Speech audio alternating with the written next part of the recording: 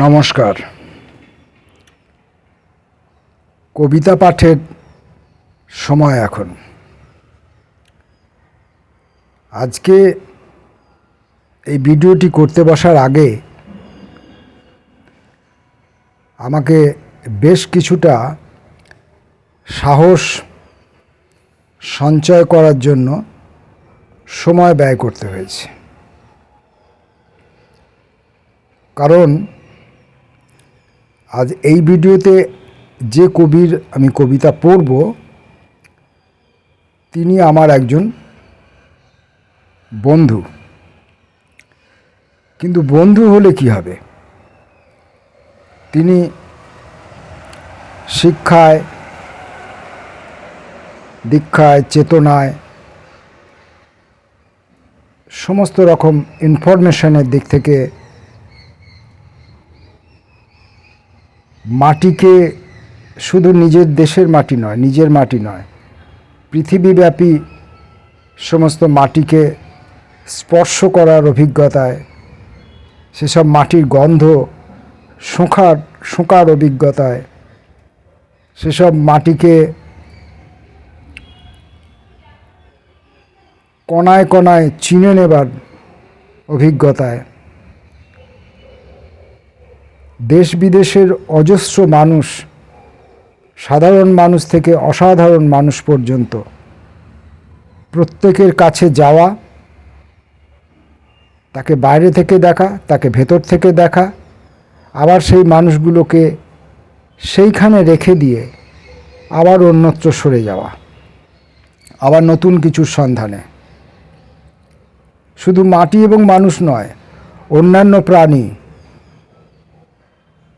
গাছপালা, সমস্ত ব্যাপারে তাঁর অনুসন্ধিৎসা, কৌতূহল, জানার চেনার বাসনা এবং তাকে মস্তিষ্কে ধরে রাখার ক্ষমতা বিপুল পরিমাণে রয়েছে আমার এই কবি বন্ধুর মধ্যে।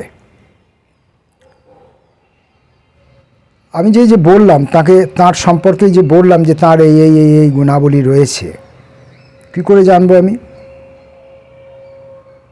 তাহলে কি ওই গুণাবলী আমার মধ্যে আছে? যদি আমার মধ্যেও ওই গুণাবলী থাকে তাহলে তো তাকে আর বিশেষ করে বলার, উল্লেখ করার বা তাকে দেখে চমকিত হবার, মুগ্ধ হবার কোনো কারণ থাকে না। না, ওই সমস্ত গুণাবলীর কণামাত্র আমার মধ্যে নেই, কণামাত্র আমার মধ্যে নেই। এখন তাহলে আমি বললাম কি করে? না, মানুষের অনুমান শক্তি বলে একটা কথা আছে। সেই অনুমান শক্তিকে কাজে লাগিয়েই এবং তার সঙ্গে কিছু গণিত, জীবনের কিছু অভিজ্ঞতা, কিছু সিদ্ধান্ত, কিছু কল্পনা, কিছু অনুমান এবং কিছু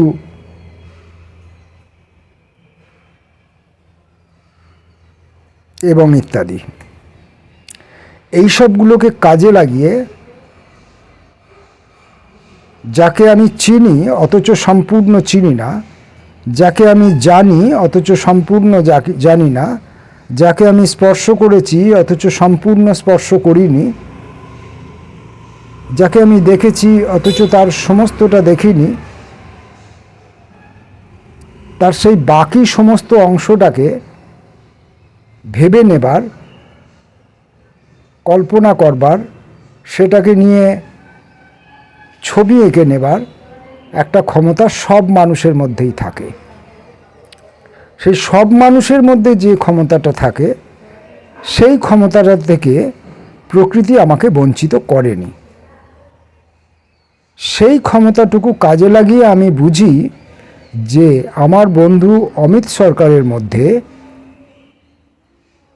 কি অমিত ক্ষমতা অমিত চেতনা, অমিত সম্ভাবনা, অমিত অতীত, অমিত বর্তমান এবং অমিত ভবিষ্যৎ রয়েছে। তার যদি একটা ছবি আঁকা যায় তাহলে বুঝতে পারা যাবে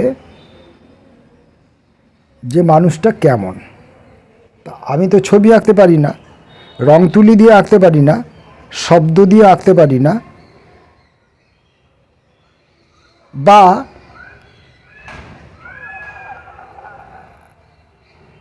কল্পনাতেও আঁকতে পারি না। কিন্তু ওই সহজাত প্রবৃত্তিটুকু সামান্য একটু আছে, সেই সামান্য একটু সহজাত প্রবৃত্তিকে কাজে লাগিয়ে আমি ওকে দূর থেকে দেখি এবং ওর এই অমিত ক্ষমতাকে আমি দূর থেকেই সম্মান এবং শ্রদ্ধা জ্ঞাপন করি। বন্ধু বলে খুব কাছে গিয়ে হুমড়ি খেয়ে বন্ধুর উপরে পড়ি না, কারণ বন্ধু হলেও অমিত সরকার বেশ বড় মাপের একজন মানুষ, বড় মাপের একজন কবি, বড় মাপের একজন লেখক, বড় মাপের একজন গল্পকার, অন্তত আমার তুলনায়। এটুকু বলতে পারি। এটুকু বলতে কোনো আমাকে কিছু শিখতে জানতে বুঝতে হবে না। তো সেই অমিত সরকারের কবিতার বই হাতে নিয়ে বসেছি কবিতা পড়ব বলে। এটুকু ভূমিকা আমার করার দরকার ছিল অবশ্যই, কারণ এখনই কবিতা পড়তে বসে আমি প্রচুর ভুল করব, পড়তে গিয়ে ভুল করব।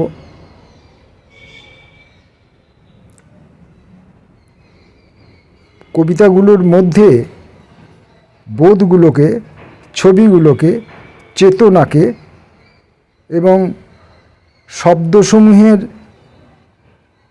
পারস্পরিক ভালোবাসাবাসিগুলোকে আমি যখন তুলে ধরতে যাব তখন আমি আমার অদক্ষতা দিয়ে তাদেরকে অনেকটাই অসম্পূর্ণতার দিকে ঠেলে দেব। সে কারণে আমার আগাম ক্ষমা চেয়ে নেওয়ার দরকার আছে পাঠক মণ্ডলীর কাছে, শ্রোতৃবর্গের কাছে, বন্ধুর কাছে নয়। বন্ধুর কাছে বন্ধুকে নিয়ে আমি যা ইচ্ছাই করতে পারি। তো যাই হোক, এখন আমি অমিত সরকারের কয়েকটি কবিতা পড়ব। কবিতার বইটি বহুদিন আগেই বন্ধু আমাকে দিয়েছিলেন। এটার প্রকাশ সাল হচ্ছে 2013 সালে। 2013 সালে বইটির প্রকাশ। বইটিকে ওই চর্যাপদ, ওর একটি পত্রিকা আছে, সেই চর্যাপদ পত্রিকার তরফ থেকেই এটিকে প্রকাশ করা হয়েছিল এবং এটির প্রচ্ছদ শিল্পী আমাদের আরেকজন বন্ধু, একজন, তাকে বলতে গেলে আবার অনেক বিশেষণ আমার দরকার। তো যেহেতু এখন তার কথা বলছি না, তাই তার সম্পর্কে আর সেই সব বিশেষণগুলো আমি এখন খুঁজে বেড়াতে বার হব না। তবে এটুকু বলে রাখি, তিনি একজন খুব পরিচিত, প্রিয় মানুষ, প্রিয় বন্ধু এবং এই কবি এবং এই আমার প্রচ্ছদ শিল্পী, এই বইয়ের প্রচ্ছদ শিল্পী উভয়ে আবার পরস্পরে খুব ঘনিষ্ঠ বন্ধু। তো যাই হোক, এই বন্ধুর নাম হচ্ছে ওয়াসেফুজ্জামান। তো বইটির নাম হচ্ছে জলপরীদের শীতকার। জলপরীদের শীতকার এই বইটি। এই বইটি থেকে আমি এখন কয়েকটি কবিতা পড়ব। আমি বেছে রাখিনি, হাতের কাছে মেলে ধরব এবং মেলে ধরার পর যেটা যেটা আমার চোখে পড়বে সেটা পড়ব, যেমন অন্যান্য ভিডিওগুলোর ক্ষেত্রে আমি করেছি সেরকম। কারণ আমি জানি এর সমগ্রটা জুড়েই হচ্ছে কবি অমিত সরকার, তাই বেছে কিছু বাছা অংশকে তুলে ধরার কোনো দরকার আছে বলে আমি মনে করি না।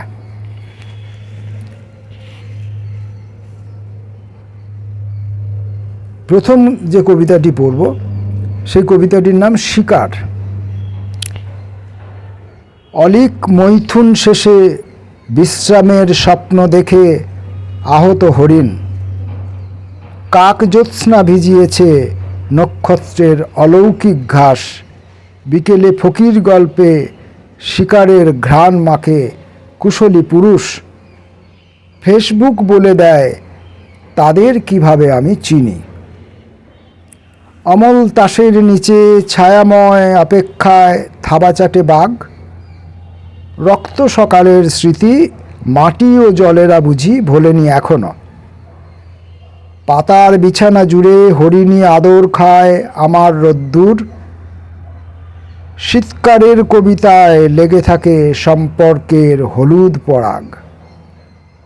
এ জীবন প্রতীক্ষার, চাক বাঁধা কামার্ত মৌমাছি সংঘের গৃহস্থালী।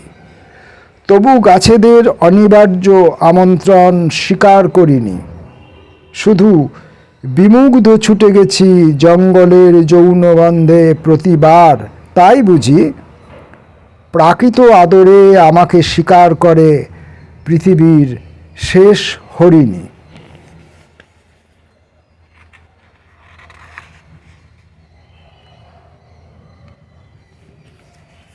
পরের কবিতাটি ভিক্ষুক। পাখি তুলে নিল আজ নিঃশ্বাসের গোপনতাটুকু। মেঘ ঢেকে দিল কান্না, মুগ্ধতার একান্ত উৎসার। হয়তো তুমিই ঠিক, অন্ধ হয়ে যাওয়া ছিল ভালো। এমন প্রাকৃত সন্ধ্যা এ জীবনে মানায় না আর। আলোর আকাঙ্ক্ষা জুড়ে দহনের স্তবে ও আজানে জলের নির্লিপ্তি নিয়ে ঝরে গেছে মৃত্যুর পারদ। পোশাকের রং থেকে বাউলাঙ্গ কোনো সুফি গানে ক্যানভাসে জেগে আছে ঘনিষ্ঠ রোদ্দুরের ক্রোধ। এটুকুই নিজস্ব আমার, করিডোরে প্রিয় অন্ধকার। সারিন্দার সুর ভেঙে উঠে আসছে রক্তাক্ত গলায়। বিকেলে ঘাসফুল ছিঁড়ে ঘরে ফিরছে একদল হাঁস। তুমি হাত ধরে আছো, গান গাইছি ট্রেনের কামরায়।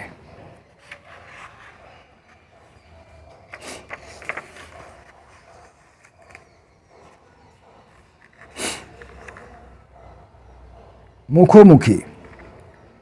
আমার দিকে নিষ্পলক তাকিয়ে থাকো একাকী সাদা কাগজ। আমার দিকে, ভুল পড়েছি, আবার পড়ি। আমার দিকে নিষ্পলক তাকিয়ে থাকে একাকী সাদা কাগজ। আমার দিকে তাকিয়ে থাকে নিরাসক্ত সন্ন্যাসী অক্ষর। মিশ্র কলাবৃত্ত শুধু জড়িয়ে ধরে অর্থহীন গহন চোরাবালি।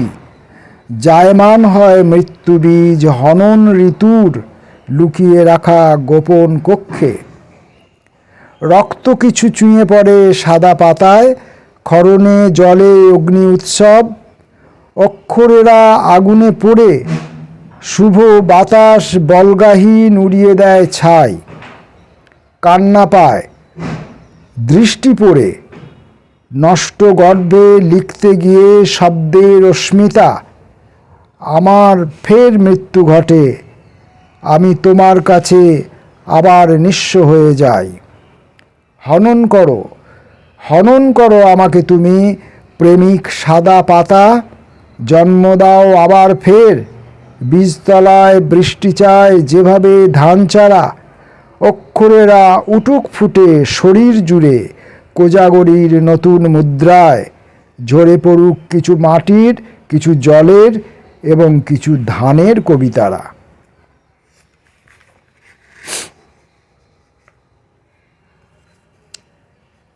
পরের কবিতাটি ধর্ষক। ধর্ষণ করেছি রাত্রিকে, রাত্রি তাই তার এলো চুলে বেঁধেছে আমার হাত। যাতে কিছু লিখতে না পারি, গোপনে বিষাক্ত ছুরি বিধিয়েছে আমার আমূলে।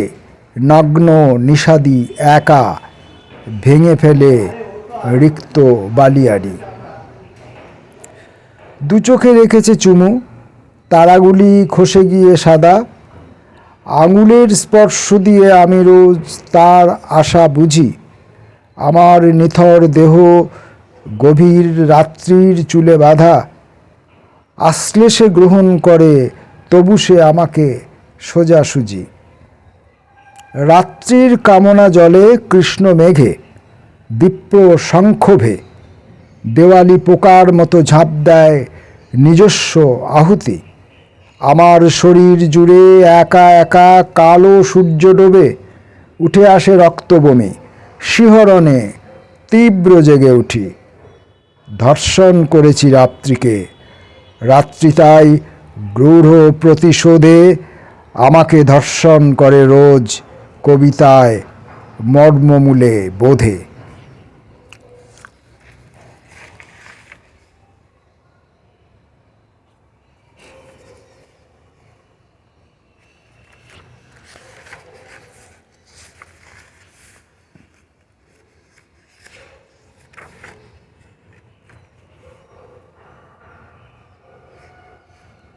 এখানে অনেকগুলো সিরিজ কবিতা আছে। এক একটা সিরিজ পড়তে গেলে আমার পুরো ভিডিওটা শেষ হবে, তাই সিরিজের সবগুলো তো পড়া যাবে না, প্রত্যেকটা সিরিজ থেকে একটা করে পড়ি। শুয়োর কবিতাগুচ্ছ, এই কবিতা সিরিজের 1 নম্বর কবিতাটা পড়ি। বিবর্ণ এই রংচাটা গ্রহে কতদিন, সকালে উঠেই দৌড়তে হবে খোঁয়ারে। চেনে বাঁধা কোনো শুয়োরের মতো স্থিতধী, চাঁদেরা টানছে নদীটিকে ভরা জোয়ারের। নিষ্কৃতি মদে, নিষ্কৃতি খোঁজে মদ বা ঘুমের ওষুধে, কাশির সিরাপ চেটে খাওয়া মেঘ ভিখারি। বৃষ্টি থামায় শেষ দস্যুতা পশুদের, আড়ালে ধনুকে তীর জুড়ে রাখে শিকারী। প্রিয় শুয়োরেরা স্বাধীনতা পেতে হামলায় কত দূর যাবে জানাও সেনাধ্যক্ষ। জল্লাদ ফিরে আসবে বৃষ্টি নামলে, মেঘদূত ছিঁড়ে নৌকা বানায় যক্ষ।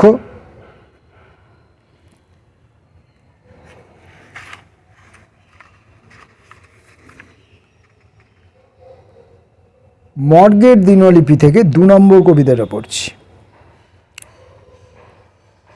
মাঝে মাঝে তোমাকে খুব হিংসে হয় পাগল, মাঝে মাঝে ঈর্ষা বিদ্যুতের ঝলক। মনে হয় স্বপ্নের রাত্রি শুধু তোমার পায়ের কাছে লুটোপুটি। আমি ভুল চেষ্টা করি মুছে দিতে এই রাত্রিকাল, আমি ভুল চেষ্টা করি ভেঙে দিতে এই সকাল। কিছুতে পারি না, শুধু কাগজ কুচির সাদা আলো বরফের মতো ঝরে পড়ে। আর আমার প্রতিটি রাত্রি বারবার সকাল হয়ে আসে।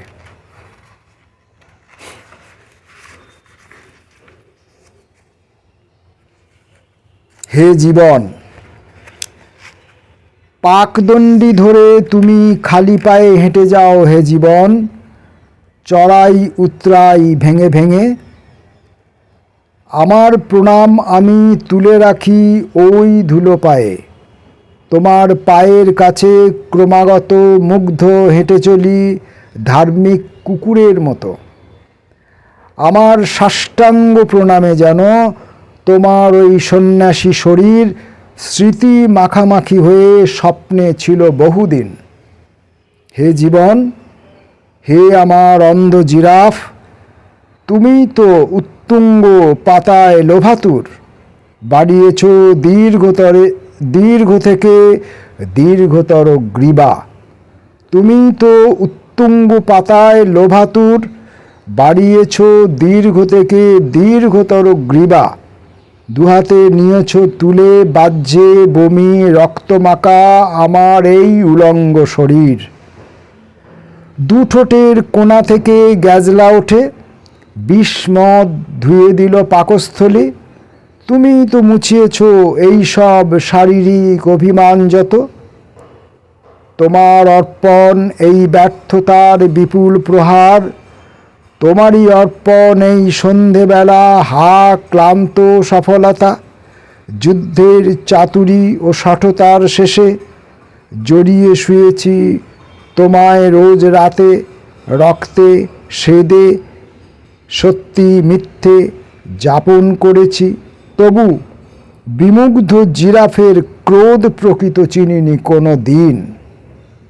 তাই তোমার স্মৃতির পাশে রেখে যাই হে জীবন আমার প্রণাম, তোমার চিতার বুকে ঢেলে দিই হে জীবন আমার প্রণাম।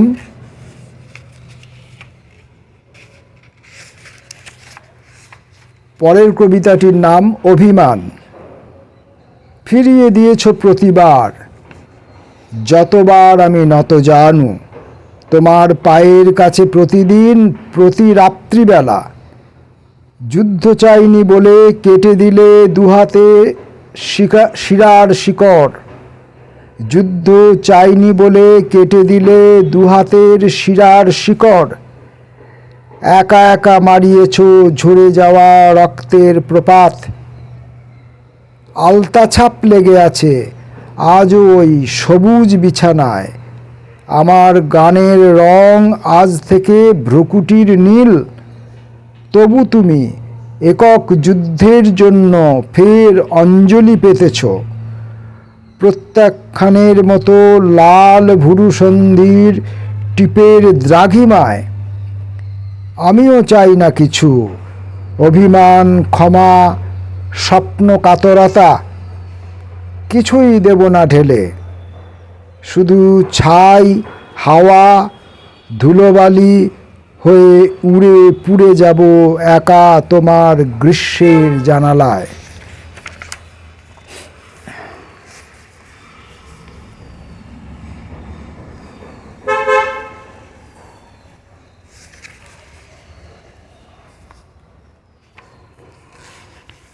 কবিতার নাম বৃত্ত। বৃত্তের মর্মে কিছু নেই, শুধু অমোঘ শূন্যতা। শূন্যতা অপার, তবু নির্ভুল সীমানা দিয়ে বাঁধা অন্য বৃত্তে। দেশ বুঝি কখনো বা কাছাকাছি আসে, কখনো বা পাল্টে যায় কাল, থেমে যায় বহুতা সময়। শুধু ক্ষীণ মনে পড়ে অন্য কোনো দেশে কালে তুমি ছিলে আমারই অন্য কোনো গভীর অপ্রেমে নিজস্ব জলপরি। তোমাকেই গড়ে তুলি প্রতিবার প্রতি জন্মে, প্রতিটি শিল্পের একান্ত শুরুতে। আর তুমি এক বৃত্ত থেকে আর এক বৃত্তের সীমানায় ক্রমাগত বহমান পাল্টে যাওয়া নির্ভুল ধারাবাহিকতায়। বৃত্তের কবিতার যে বক্তব্য, তার যে স্পিরিট, তার যে আঘাত, সে কবিতাটি পড়াকালীন আমাকে আমার উষ্ণতা, আমার দৈহিক এবং মানসিক যে উষ্ণতা, তাকে বাড়িয়ে তুলছিল। এবং কবিতা পড়তে গেলে এমনটা আমার হয়, কোনো কোনো কবিতায় যেমন ঝিমিয়ে পড়ি, আবার অনেক কবিতায় আমি একটু উত্তেজিত হয়ে পড়ি। এবং সচেতনভাবে আমি ওই বাচিক শিল্পীদের যে সক্রিয়তা, সেটা নকল না করার চেষ্টা করি। কিন্তু প্রভাব কত জায়গা থেকে কত রকমভাবে এসে পড়ে কে জানে। ওই যে দূরে বহুতল ফ্ল্যাটটি দেখতে পাচ্ছি, এইখানে আমি যখনই কবিতা পড়তে বসি, সে প্রতিদিন আমার প্রতি ভ্রুকুটি বিস্তার করে এবং আমাকে প্রলুব্ধ করে তাকে নিয়ে ভাবার জন্য, আমাকে প্ররোচিত করে বারবার তাকে তাকিয়ে দেখার জন্য। এরকম প্রভাব অজস্র, ছোট বড় সব জিনিস থেকে এমন প্রভাব আমাদের উপর আছড়ে পড়ে অনবরত, অবিরাম। যাক, দেখি অমিত সরকার ডাইনি কথা কি বলছেন। ডাইনির নিজস্ব রাত্রি খুঁজে পায় উটের কঙ্কাল, মন্ত্রের ব্যাপ্ত চরাচরে মরু গধূলির সীমানায়। বালিয়াড়ি শুকিয়েছে কবে যেন রক্ত মাংস হাড়, তৃষ্ণার ধারালো জীব চেটে খেলো চামড়ার খোলস। চোখের কোটর খুঁজে ছায়াময় অন্ধকারে আস্তানা গেড়েছে মরু সাপ। হলুদ ক্যানভাস জুড়ে একা একা ঘাতক শিখার মতো জ্বলে ওঠে প্রদীপ্ত উটের কঙ্কাল। হাড়গুলি রাত জাগা নিয়া নড়ে খেলে পাশা হয়ে, নিজস্ব ডাইনি মন্ত্রে মৃত উট খুঁজে পেরে রাত্রি নির্ণয়।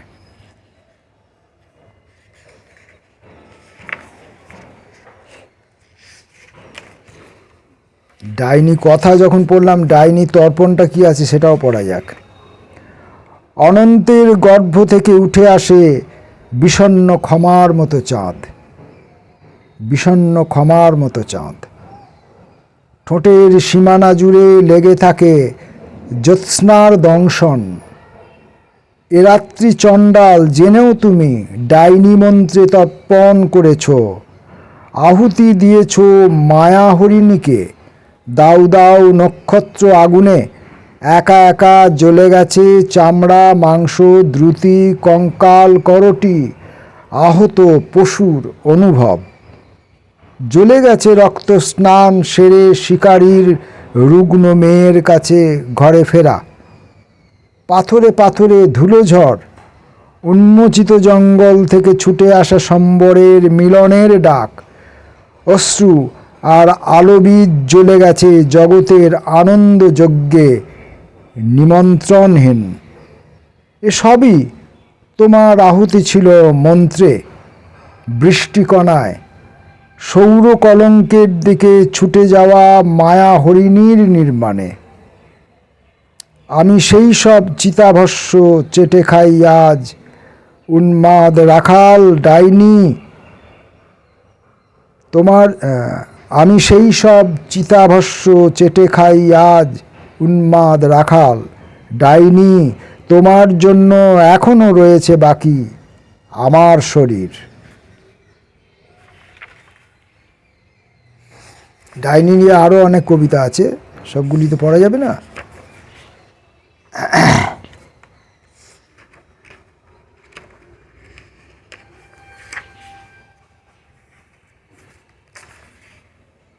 ভিডিও বড় হয়ে যাচ্ছে, আর একটি কি দুটি কবিতা হয়তো আমি পড়তে পারবো। অধিকারটুকু পড়ে নেওয়া যাক। অধিকার। এত যে বোঝাই তবু সত্যিটুকু বোঝো না কখনো। হাতের তালুতে শুধু তোমারই ঠোঁটের ঘ্রাণ লেগে আছে। তোমার তীরের ক্ষত অলংকার হয়ে থাকে চোখের তারায়। বুকের গভীর চরে জেগে ওঠে স্মৃতি বিস্মৃতির চোরাবালি। এত যে বোঝাই তবু মিথ্যেটাকে গূঢ় ভালোবেসে বিদীর্ণ করো এই মানচিত্র, আমাদের একান্ত ভূগোল। তোমার নিজস্ব তুলে রাখা বিশ্বাসের তীব্র উলুখড় অবিরল হাহাকারে ছুঁড়ে দাও দেশান্তরে যুগ্ম কবরের দিকে। এত যে বোঝাই তবু অবিশ্বাস তুলে রাখো শরীরী ভাষায়। তোমাকে বাসিনি ভালো কোনো দিন, কখনো তা বিশ্বাস করনি। প্রতিদিন সূর্য ভেঙে নিজের বুকের মধ্যে কিছুটা জবা কুসুম একান্তে রেখেছ তুলে, তোমার স্মৃতিতে আমি পরিয়ে দেব বলে। এই অমিত সরকারের কবিতায় এতটা নম্রতা, এতটা মোলায়েম স্পর্শ, এই মোলায়েম পরশ আমাকেও স্পর্শ করলো। যদিও আমার স্মৃতিতে বন্ধু জবা কুসুম পড়াবে না। যাই হোক, শ্রাবণ গাথা সিরিজের অনেকগুলো কবিতা আছে, এখান থেকে আমি শ্রাবণ গাথা একটাই পড়ি। খুলে রাখা খাতার পাতায় যেই আমি লিখেছি শ্রাবণ, খুলে রাখা খাতার পাতায় যেই আমি লিখেছি শ্রাবণ, মেঘ এসে ঝরঝর বৃষ্টি ঢেলে দিল। আর সেই কাগজের নৌকাটি যার গায়ে তোমার নাম লেখা, গান গাইতে গাইতে আর ভাসতে ভাসতে ক্রমাগত দূরে চলে যাচ্ছিল। শ্রাবণ শব্দটিও সাদা পাতা থেকে ভেসে গিয়ে উঠে পড়ল সেই নৌকোর উপর। আমি তখন থেকে চেষ্টা করছি ওর সঙ্গী হবার। খাতার পাতায় লিখলাম ঢেউ, কিচ্ছু হলো না।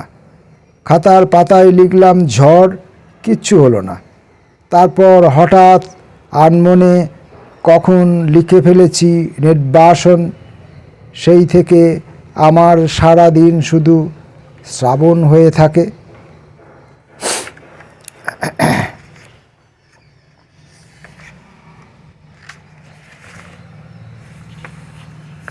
কবিতা বইয়ের নাম যখন জলপরীদের শীতকার গাথা, তখন জলপরী সংক্রান্ত একটি কবিতা না পড়লে হয় না, সেটা ঠিক মানায় না। তাই আমি জলপরী কথা এটি পড়ে আজকের পড়া শেষ করব। জলপরী আমি তোমাকে কখনো ডাকিনি, ফেসবুকে নয় স্বপ্নে বা ঢেউ মিছিলে, তবু তুমি এলে ভেঙে দিয়ে এই সন্ন্যাস। বালি পাথরের পায়ের তলায় বাকি নীল, টলমল করে প্রবালের স্থানু অবকাশ, চুরমার করে হাসে নারকোল গাছেরা। দূরে ভেসে যাও জেলে নৌকায় মাঝিও, ফিরে ফিরে দেখে ঢেউ কেটে আসা উচ্ছ্বাস। ফ্ল্যামেঙ্কো বাজে মেঘবালিকার গিটারে, জলপরী আসে ভেঙে সমুদ্র সন্ত্রাস। এবার কি হবে পর্ণকুটিরে কিছু নেই, ঝিনুকে করিতে পাথরে সাজানো বিছানা। ফুলেরা অবুঝ ফোটে না রুক্ষ বালিতে, রোদ্দুরে শুধু অপেরা গেয়েছে হাওয়ারা। কি দিয়ে সাজাবো পরীকে খেলার নিয়মে, আমি কোনোদিন এসব প্রশ্ন ভাবিনি।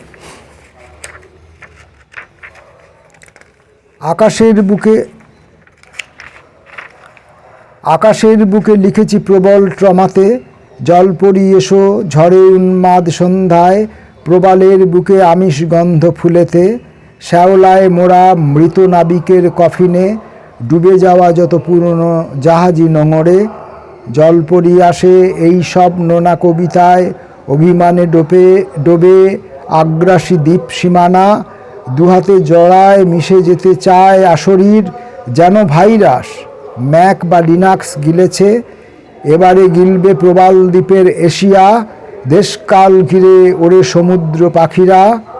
আমি ফিরে আসি বালি পাথরের দুর্গে, অন্ধ পাহাড়ে একা নত জানু চর্চায়।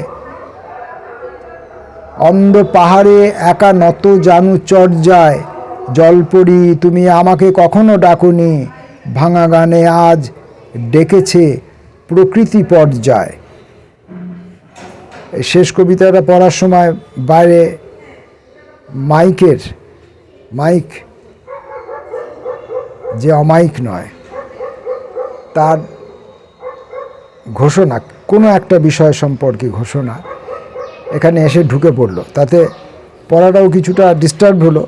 আর এই কবিতাগুলি আমি যে ঢঙে কখনো পড়ি না, অর্থাৎ কবিতাকে ওই ছন্দ মিলিয়ে বা অন্তমিল বজায় রেখে সুর করে তাল বজায় রেখে আমি কবিতা সাধারণত পড়ি না। তো কী জানি এই কবিতাটা আমাকে সেভাবে টেনে নিয়ে গেল এবং আমি সেভাবেই এটিকে পড়ে ফেললাম। হয়তো পড়াটা ভালো হলো না, ভালো না দিয়েই শেষ করি, কারণ বন্ধুর কাছে ক্ষমাও তো পেতে হবে। তাই ভালো না পড়া দিয়ে আজকের ভিডিওটি শেষ করলাম। নমস্কার।